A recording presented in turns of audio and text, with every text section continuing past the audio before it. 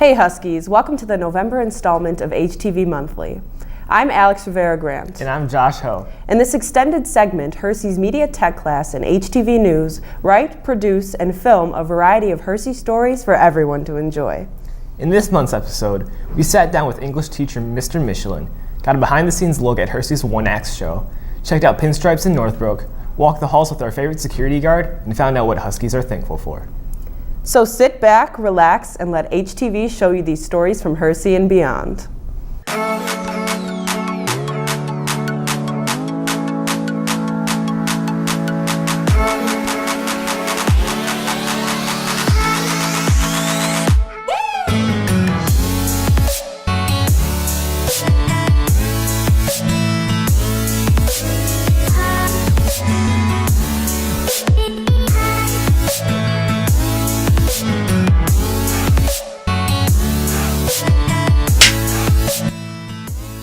Most teachers don't go abroad to teach straight out of college. Here at Hersey, we have a teacher who not only went to Alaska, but also to Africa to teach. This is his story.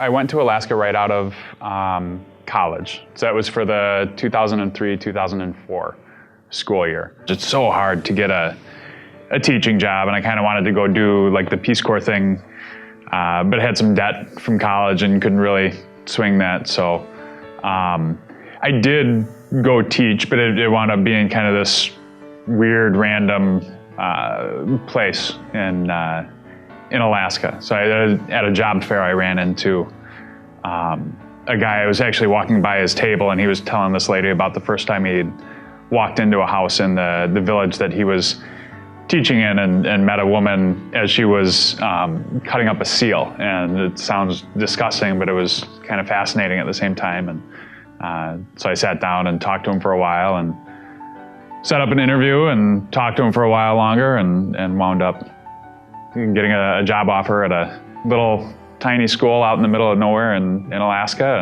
and took it. So you jump headfirst in, there's all sorts of enthusiasm and excitement, and I was the high school teacher for the village that I lived in, Kasigluk, so I taught 9 different courses over the course of the year, and I had 18 students.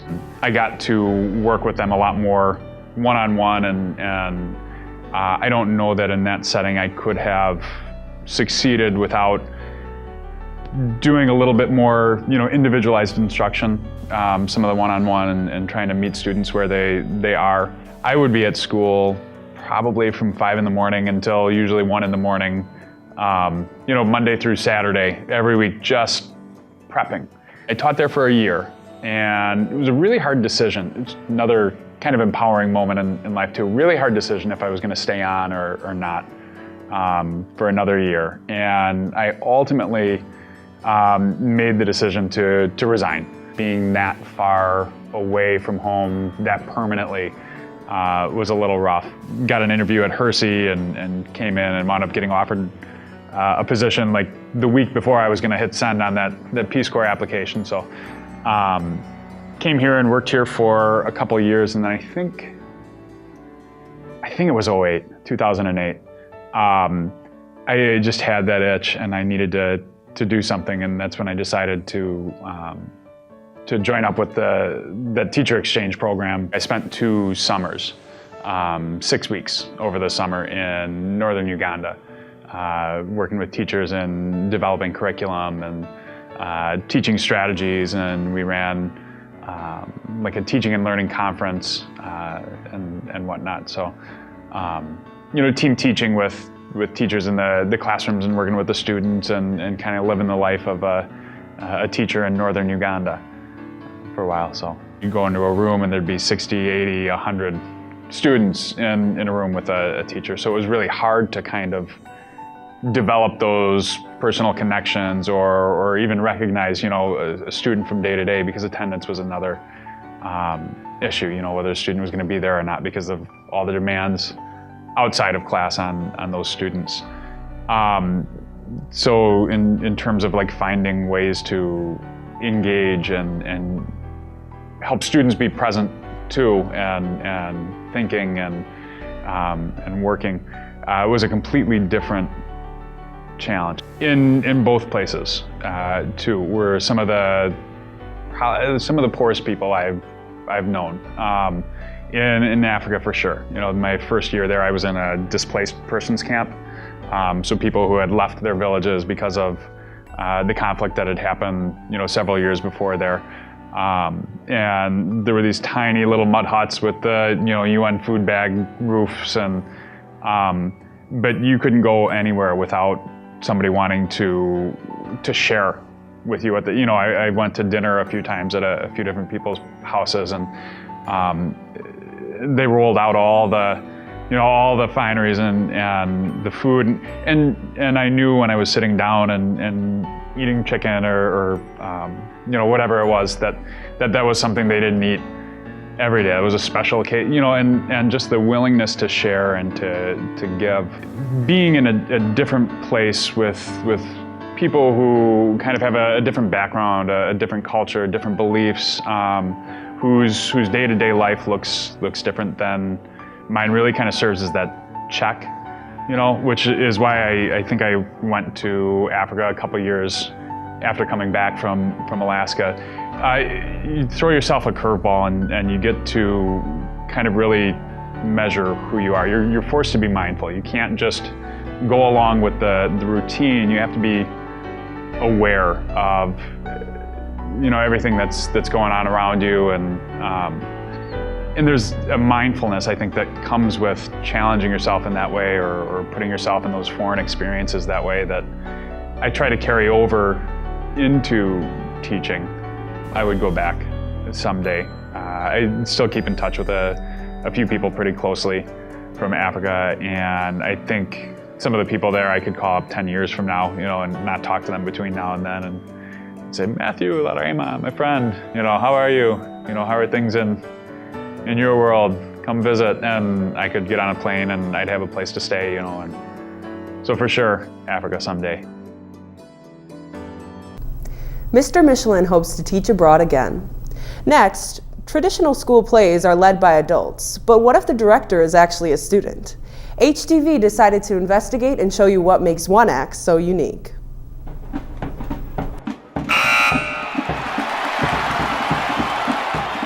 For this month's Hype, we're checking out 2 new upcoming productions run by and consisting of only students. How is One Act different from traditional productions? It's kind of less intimidating and it's more laid back because you don't have like that adult figure giving you authority. I think what makes this play unique is the really strong characters, especially with some of the strong, crazy ladies in it. They really they pack a punch with their romance. I really like it. I'm a fan. You get to be really close with your directors, and it's not all like authority and stuff. Everyone gets to have a good time with each other. So the first challenge was picking the show, because you don't know like how many people are going to audition and what kind of talent's going to come to the audition. But I think another big challenge is just going to be figuring out how to plant ideas in the actors' heads to make the show the way that the best that it can be, instead of telling them how I want it, because I want it to be like a creative experience where we can work together. Challenges, definitely what I envision, trying to get it through my actors, and I kind of had to realize that they have to do their own thing and I have to work with that. Rather than pushing my ideas onto them, they have to tell me so I can work with them. My show's called Strong Crazy Ladies, and it's like a telenovela, so like a Spanish soap opera, and then these Norwegian people come in and they basically try to change up the whole show because they say it's super unrealistic, and they want to change it to something like watching a log burn for 6 hours straight. So it's really silly and stupid, but it should be fun. Mine is called Speed Date, which it's kind of self-explanatory, but it's basically a bunch of people going on speed dates, and you see all different types of characters and personalities, and it's really funny. People should come see it because they should support their friends that don't normally do theater. That's why we have one-act plays. It's to give people a chance to really get out of their comfort zone. The shows are really funny and we put them together great, and you'll have a good time if you come. I think it's going to be a good show. So far it's going to turn out to be a fun cast, and it's going to be a lot of work, but I think it's going to be worth it, and I hope the audience is going to like it. Bringing together everyone of various interests and personalities, One Act offers a humble, laid-back, and yet professional experience for anyone willing to act and have fun. For HTV News, this was Magda Wilhelm. Performances take place on December 6th and 7th. Next, for this takeaway, we traveled to Pinstripes in Northbrook to bring you yet another exciting place to spend your weekend.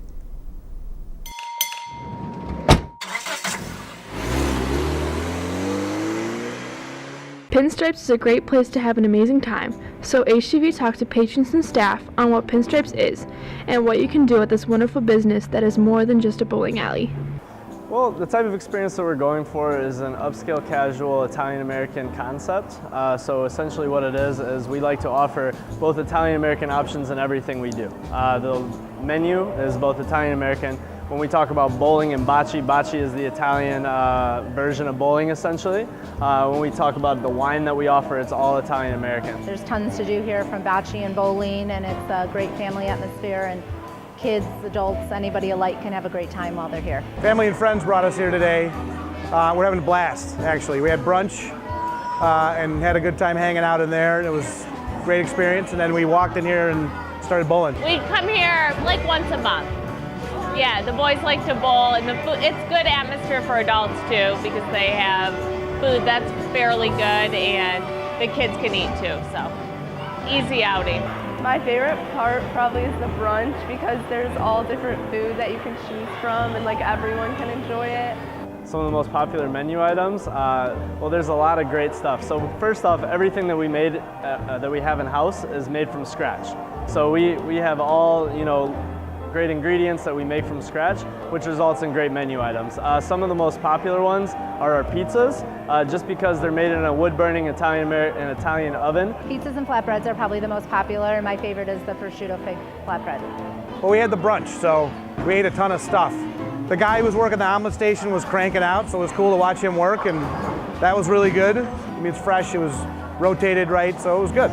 If you have some time on a weeknight, it's a little bit cheaper for you. You're gonna have $8 per person per hour for bowling, as well as $5 shoe rentals. On the weekends, you can do bocce for $10 per person per hour, and bowling for $12 per person per hour with the $5 shoe rental.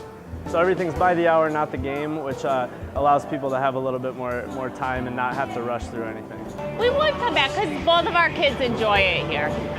And they're both having a good time and they both can participate. Yeah, for sure. I mean, this place was full of kids running around, having a great time on the bocce lanes while we were having brunch, so that kept them busy. Then the bowling, of course, we were here 2 weeks ago, and then we're like, we gotta come back. And now we're like, okay, let's maybe book our kid's birthday party here, because it's really easy going, you know what I mean? Set up really well. If you can't make it to the Pinstripes in Northbrook, check out the Barrington or Oak Brook locations. Next, for this month's Hollywood, we walked the halls with security guard Dan Bernanke to film a parody of Vogue's 73 Questions.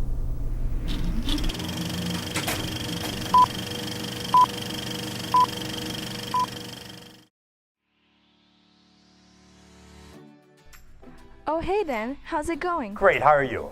Good, let's start this. What was your first pet? Dog. What was the name of it? Lady. What's the best gift you ever received? My daughters. What's the worst gift you ever received? Income tax check that I had to pay. What's your favorite color? Red. What's your favorite sports team? Chicago Cubs. What's something you like to do outside of work? Fish. What's a movie that made you laugh? Christmas Vacation. What's a movie that made you cry? Shirley Temple movie. What country in the world would you like to visit? Poland. What historical figure would you like to have coffee with? Martin Luther King. What's your favorite movie of all time? Christmas Vacation again, I liked it. Favorite movie from the last 5 years? We're gonna pick The Avengers. What's a book you plan on reading? Sign language. On a scale from 1 to 10, how excited are you about life right now? A 10. Twitter or Instagram? Neither one. Dogs or cats? Dogs. If you could make a candle, what scent would it be? Biavo lilac. What's your favorite ice cream? Chocolate. If you wrote an autobiography, what would the title be? How to treat others the way you want to be treated. Favorite show that's currently on? We're going to pick NCIS Los Angeles. If you could switch lives with one person for a day, who would it be? Matt Norris. Favorite non-living musician? Roy Orbison. Favorite living musician? Billy Joel. What would you take on a one-way trip to Mars? Pictures of my family. What piece of advice would you like to share with the people watching this? Treat others as the way you would like to be treated. If you had one superpower, what would it be? Understanding all languages of the world. What's your favorite holiday? Christmas. What's your favorite food? Pizza. What's your least favorite food? Fish. If you could live in any historical decade, what would it be and where? It would be, I would say the 1920s, and it would be Chicago. What's your favorite board game? Battleship. If you could play this board game with anyone currently living, who would it be? You? Aww. Alright, last question. If you could only listen to one song for the rest of your life, what would it be? The national anthem. Thank you, Dan. Have a nice day. Thank you very much. Special thanks to security guard Dan for appearing in this month's Hollywood. In the season of giving, we hit the halls and asked students and teachers what they're thankful for this season.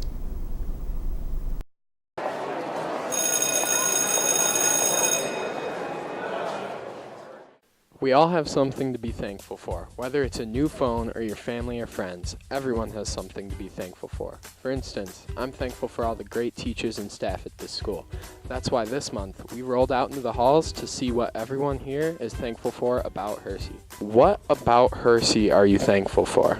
I'm really thankful for all the teachers and all the effort that they put into their students. They're very dedicated at what they do and really ensure you and work hard to make sure that you are successful in all of your classes. So that's pretty amazing about Hersey, and I think that's very special about Hersey too. I'm just thankful for all the people that helped me get through the school year. I'm thankful for the teachers and the administration that really make the community around the school worthwhile. And I think I'm most thankful for the fact that the students at this school and the teachers who are my friends, all the teachers, I think everybody's just really great. It's very family-like. I'm thankful that we have a lot of good teachers who find creative ways to make it easy to understand what they're trying to make us learn. I love coming to work every day because it doesn't feel like work. I love the people I work with. I love the students here. I love my cross-country team. It's like a little family. Life's good. I'm thankful that I've met some of my best friends and all the clubs and sports that we have. Any teachers or friends you would like to shout out? Definitely my POMS team. I love you guys. They're my second family. And my coach, Coach Dedzeg, and some of my favorite teachers, Mrs. Berry and Mrs. A. Mr. Bacon. Shout out to Mr. Bacon. I'd like to shout out Mrs. Friends for always being there to talk and being an amazing teacher. I'd like to shout out to everybody in the science department, math department, everybody I know outside the department too. I would like to shout out Mr. Michelin because that guy has a really sweet flow and he's a very good teacher and his hair game is really good. If you could have a Hersey Thanksgiving party, who would you invite? I'd invite all the people that I go to lunch with and my 6th-hour class. I'd invite every single Hersey student, even the ones that are less fortunate than others, because especially everybody should have a chance to have a Thanksgiving dinner. I would invite anyone who wants to come because I think that's the best way. Include everyone. The more, the merrier. Everybody. Why wouldn't you invite everybody? What food would you serve? I'd serve turkey, I'd serve mashed potatoes, especially stuffing because that stuff is really good. I'm especially about the vegan setup for people who don't want to eat meat, and so that's That's the spread. Either cornbread or mashed potatoes. Turkey, of course. You got the stuffing, corn, mashed potatoes, some good stuff. Sweet potato casserole that my mommy makes. Chestnuts, roasting chestnuts. Definitely pumpkin pie with whipped cream because I love that. And I don't know, mashed potatoes and gravy and turkey, anything that Thanksgiving has to offer, I guess. There you have it, Huskies. That's what we're thankful for here at Hersey. What are you thankful for? Be sure to tune in next month for Hersey Hallway. I'm Cash Gardner. Thanks for watching. Looks like our Huskies have a lot to be thankful for this season. To stay up to date with HTV, be sure to follow us on Instagram and Twitter at JHHS_news and subscribe to us on YouTube. And from all of us here at HTV, see you next month and keep the cameras rolling.